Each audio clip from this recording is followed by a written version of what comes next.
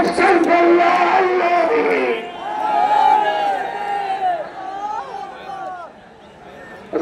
আলাইকুম ওয়া রাহমাতুল্লাহি ওয়া বারাকাতুহু।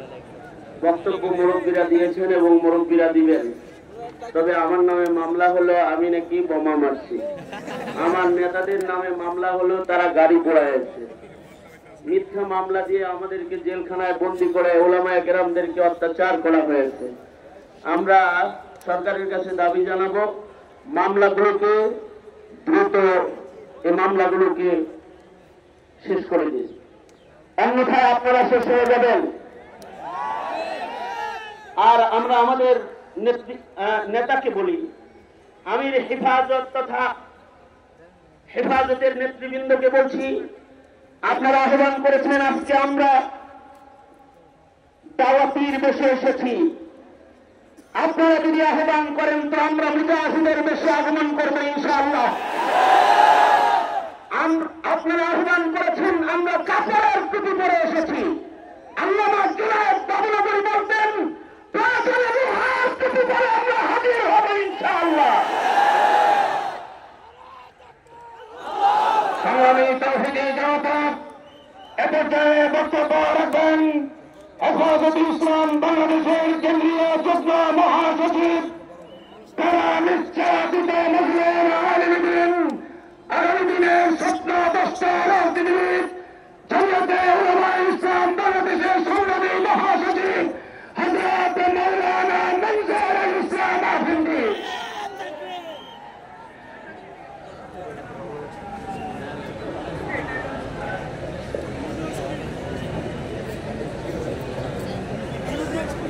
আলহামদুলিল্লাহ ওয়াসসালাতু ওয়াসসালামু আলা রাসূলিল্লাহ ওয়া আলা আলিহি ওয়া আসহাবিহি ওয়া মান ওয়ালা, আম্মা বা'দ। হেফাজতে ইসলাম বাংলাদেশ আয়োজিত অধ্যকার এই মহাসমাবেশের সম্মানিত শ্রদ্ধেয় সভাপতি, মঞ্চে উপস্থিত প্রতিনিধিত্বশীল ওলামায়ে কেরাম, দেশ ও জাতির কাণ্ডারী দায়িত্বশীল হযরত, সোহরাওয়ার্দী উদ্যানে আগত সমবেত লক্ষ লক্ষ সংগ্রামরত মুজাহিদ ভাইরা, শাপলার খুনিরা পালিয়ে গেছে, হেফাজত পালিয়ে যায়নি,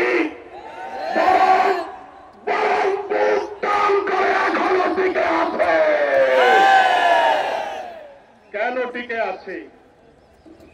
শাহাদাতকে আলিঙ্গন করে, জেল জুলুমকে আলিঙ্গন করে এখনো হেফাজত টিকে আছে কেন?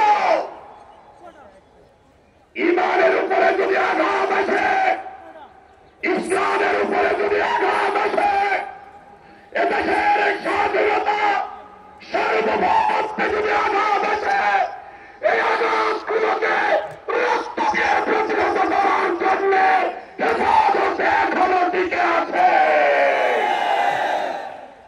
সাথী ও বন্ধুগণ,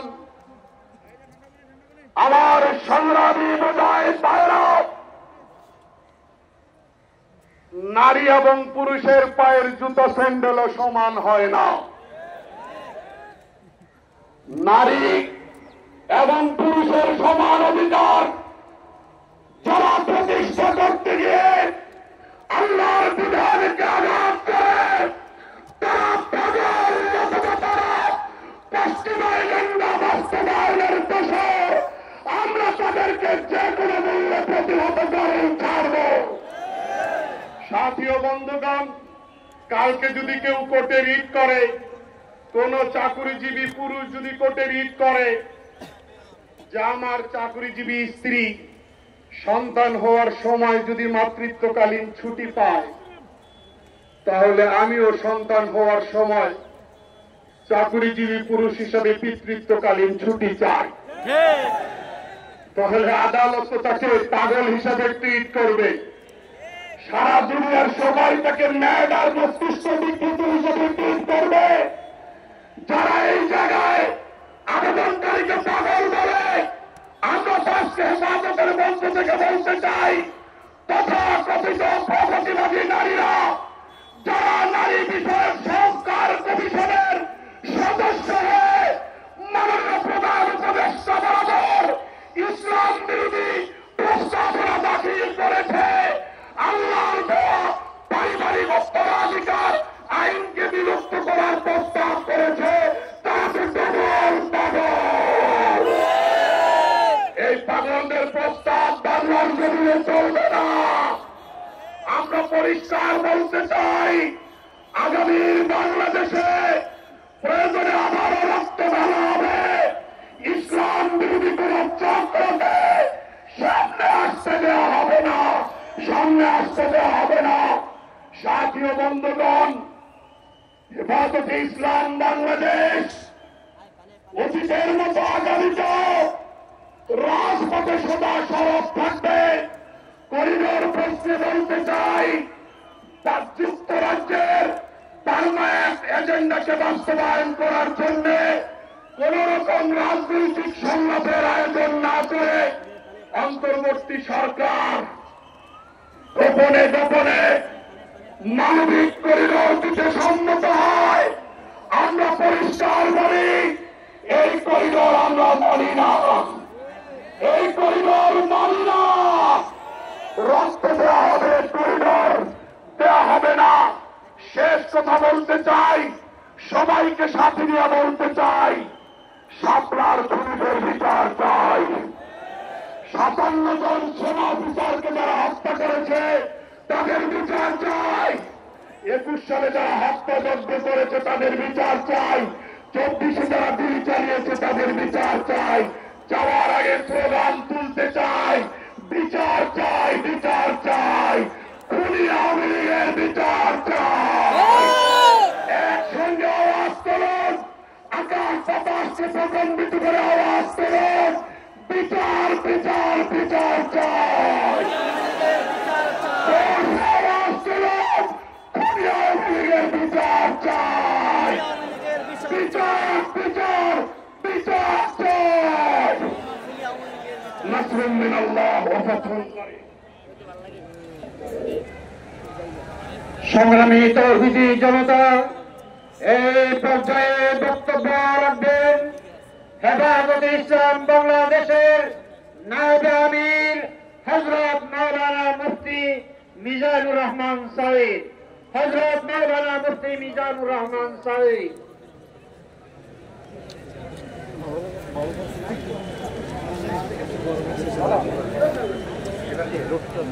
সংগ্রামী জনতা, এবার বক্তব্য রাখবেন হেফাজতে ইসলাম বাংলাদেশের নায়েবে আমির নারায়ণগঞ্জের সংগ্রামী আলেম হযরত মাওলানা আব্দুল আউয়াল। হেফাজতে ইসলাম বাংলাদেশের নায়েবে আমির হযরত মাওলানা আব্দুল আউয়াল। সোহেল ভাই